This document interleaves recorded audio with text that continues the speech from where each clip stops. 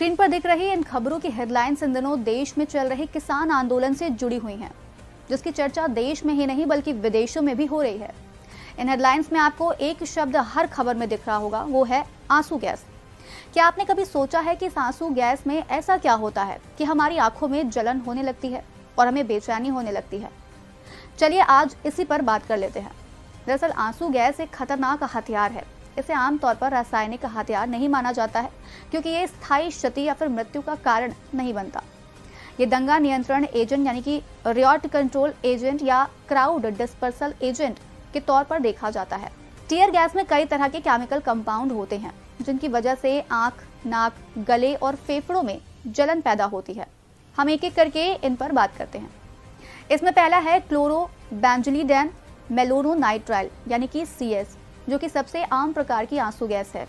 ये एक सफेद ठोस पदार्थ है जो वाष्पित होने पर आंखों, नाक और गले में जलन पैदा करती है। दूसरी है 2-ब्रोमोबेंजल साइनाइड यानी कि CN।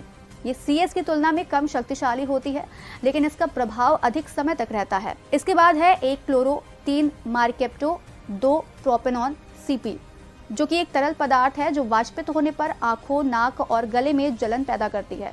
और आखिरी है क्लोरोपिक्रिन यानी कि PS, जो कि एक हरी पीली गैस होती है जो आंख, नाक, गले और फेफड़ों और यहाँ तक कि त्वचा पर जलन भी पैदा कर सकती है।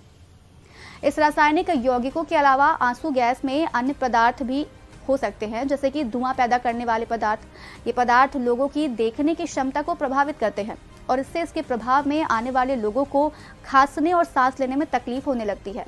वहीं दर्द पैदा करने वाले पदार्थ भी इनमें शामिल होते हैं और सबसे खतरनाक उल्टी पैदा करने वाले पदार्थ होते हैं, जो संपर्क में आने वाले व्यक्ति को मिचली आने और उल्टी आने जैसी समस्या पैदा कर देते हैं।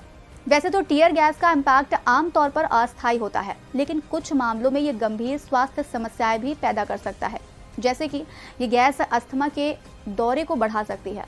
आंसू गैस ब्रोंकाइटिस का कारण भी बन सकती है, जिससे फेफड़े में सूजन आ जाती है। इसकी वजह से फेफड़ों का संक्रमण इतना बढ़ सकता है कि निमोनिया का खतरा भी बढ़ जाता है। वहीं ये गैस आंखों को भी नुकसान पहुंचाती है, जिससे अस्थायी या फिर स्थायी अंधापन हो सकता है। इन बातों के बीच ये बात भी ध्यान रखना जरूरी है कि आंसू गैस का प्रभाव सभी लोगों पर समान नहीं होता है। कुछ लोग इसके प्रति अधिक संवेदनशील होते हैं, जबकि अन्य पर इसका प्रभाव कम पड़ता है। यदि कोई व्यक्ति आंसू गैस के संपर्क में आता है तो उसे तुरंत उस क्षेत्र से बाहर निकल जाना चाहिए और अपनी आंखों, नाक और मुंह को पानी से धो लेना चाहिए।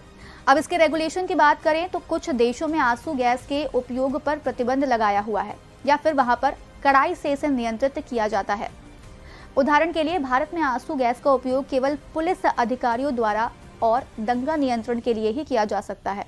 जिन देशों ने आंसू गैस के उपयोग पर प्रतिबंध लगा दिया है या इसे कड़ाई से नियंत्रित किया है, उनमें अर्जेंटीना, ब्राजील, चिली, दक्षिण Korea, France, Germany, Italy, Netherland, Norway, Spain, Sweden, Switzerland और यूनाइटेड किंगडम शामिल हैं।